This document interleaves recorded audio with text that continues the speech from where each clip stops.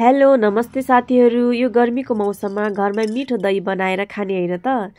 हजुरहरूको लागि मिठो दही बनाएर म आज देखाउने छु। हजुरहरू पनि घरमै बसेर भिडियो हेरेर मिठो दही बनाएर खानु होला। ल हेर्नुस् त कति बाक्लो भएर जन्मेको छ यो दही। सुरुमा चाहिँ मैले 1 लिटर दुध लिएको छु। दुधलाई चाहिँ छान्नु होला। त्यसपछि मिडियम ग्यास गरेर यसलाई मजाले चलाउनु होला। यसलाई चाहिँ बिस्तारै बिस्तारै चलाउँदै पकाउनु होला। जति हजुरले बिस्तारै राम्रोसँग पकाउनुहुन्छ त्यति नै राम्रो दही बन्छ। मैले चाहिँ एकदमै राम्रोसँग दुध पकाइसकेको छु। मैले यो भाँडा लिएको छु। यसमा दही राम्रो जम्ने भएकोले म यही भाँडामा दही जमाउँछु।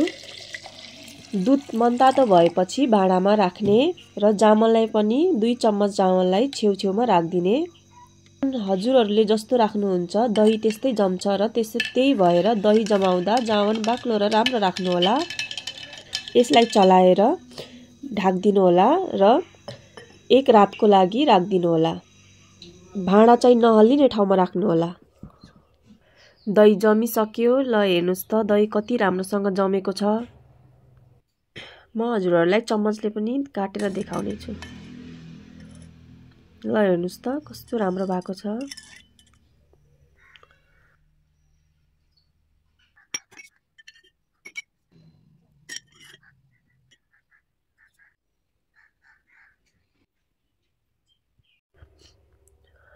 यो चाहिँ मैले जावनको लागि थोरै राखेँ। फेरि अर्को चोटी जमाउनको लागि चाहिन्छ। हजुरहरूले पनि यस्तै गरेर आफ्नो जावनलाई स्टोर गरेर राख्नु होला र फेरि दही बनाउँदा युज गर्नु होला।